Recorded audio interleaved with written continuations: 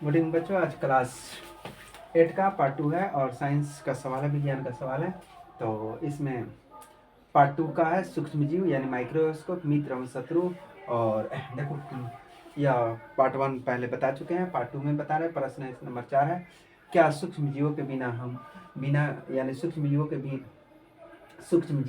बिना यंत्र की सहायता से देखे जा सकते हैं? यदि नहीं तो वे कैसे देखे जा सकते हैं? या नहीं के बराबर है, क्योंकि जो भी हम सूक्ष्मजीव माइक्रोस्कोप यानी माइक्रोस्कोप से देखते हैं सूक्ष्मजीव। तुम लोग कभी डॉक्टर के पास जाएगा तो इतना बड़ा मशीन देखता होगा, मशीन से लगाकर शीशा में ब्लड लगाकर उस तरह चेक करते हैं। तो वही माइक्रोस्कोप के द्वारा ही हम देख सकते हैं किसी भी सूक्ष्म जीवों को। समझ में आया? चलो देखते हैं बुक में क्या लिख रहा है, ध्यान से सुनो। तो नहीं, सूक्ष्म जीव बिना यंत्र की सहायता से नहीं देखे जा सकते हैं। जैसे कि पेड़ पर लगने वाले कवक को आवर्धन लेंस की सहायता से देखा जा सकता है, और देखा जा सकता है इसमें से कुछ, जैसे कि ब्रेड पर उगने वाले कवक को आवर्धन लेंस की सहायता से देखा जा सकता है, जबकि अन्य को सूक्ष्मदर्शी की ही सहायता से देखा जा सकता है।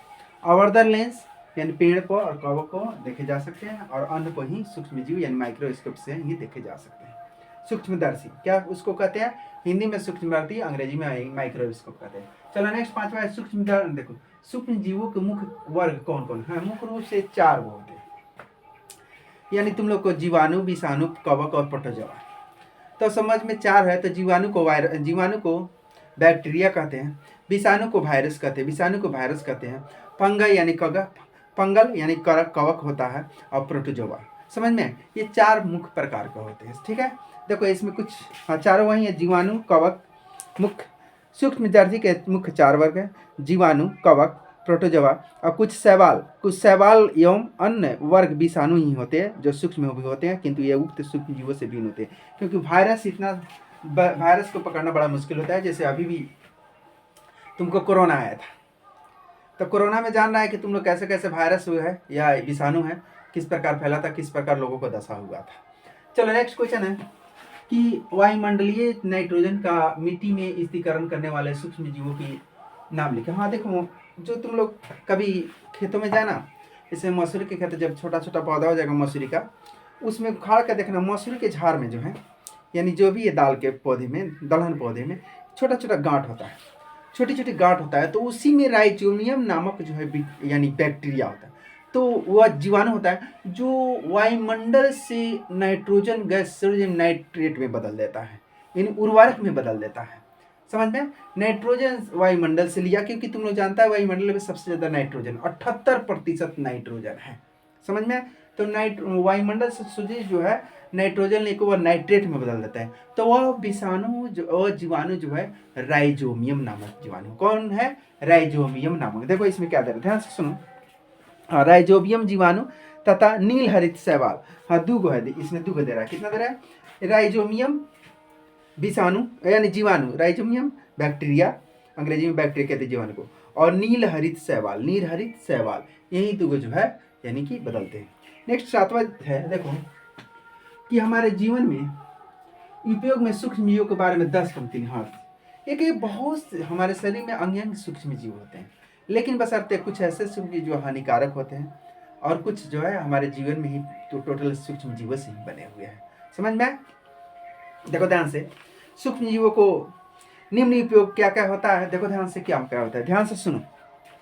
हमारे जीवन में सूक्ष्म जीवों का निम्न उपयोग होता है: जीवाणु और कवक से अनेक औषधियों का उत्पादन होता है, और सूक्ष्म जीवों से टीका का उत्पादन बड़े स्तर पर किया जा सकता है। कुछ जीवाणु एवं नील हरे शैवाल वायुमंडल नाइट्रोजन का स्थिरीकरण कर सकते हैं। इस प्रकार मृदा में नाइट्रोजन का संवर्धन होता है और उसकी उर्वरता में वृद्धि होती है। हानिकारक दुगंध युक्त पदार्थों का निम्नीकरण करने के लिए सूक्ष्म जीवों का उपयोग करके पर्यावरण को शुद्ध कर सकते हैं। बायोगैस तथा कंपोस्ट खाद बनाने में सूक्ष्म जीवों की उपयोगिता बहुत ही महत्वपूर्ण है। टीके के रूप में रोकथाम सूक्ष्म जीव हमारे शरीर में प्रवेश कराए जाते हैं, जिससे हमारे शरीर में प्रतिरक्षा उत्पन्न होती है। लैक्टोबैसिलियस नामक जीवाणु दूध को दही में परिवर्तन कर देता है। जीवाणु पनीर, अचार एवं अनेक खाद्य पदार्थों के उत्पादन में सहायक होते हैं। बेकिंग उद्योग में ईस्ट का उपयोग होता है, जो ब्रेड, पेस्ट्री, केक बनाने में सहायक होते हैं।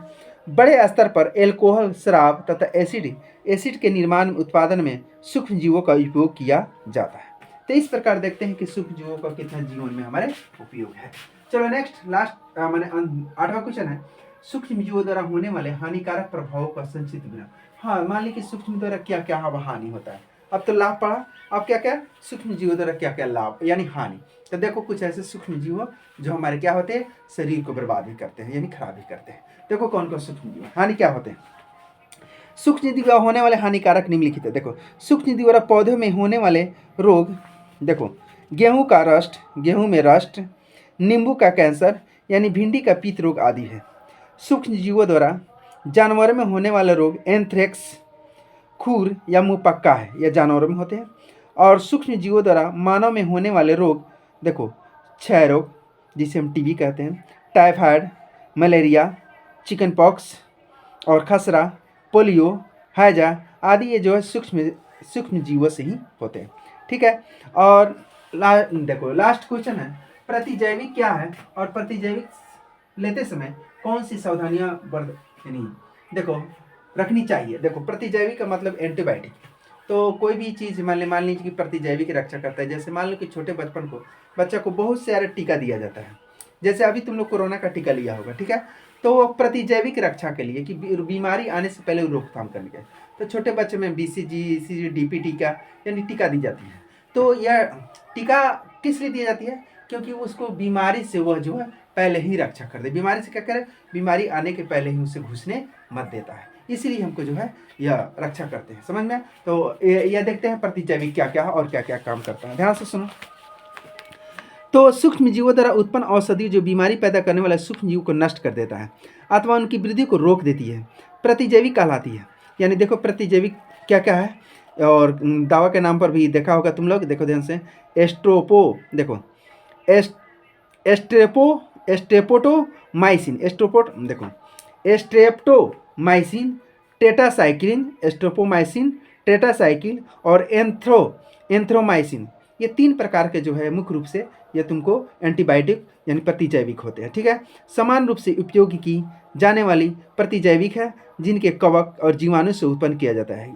कवक और जीवाणु से उत्पन्न की जाती है।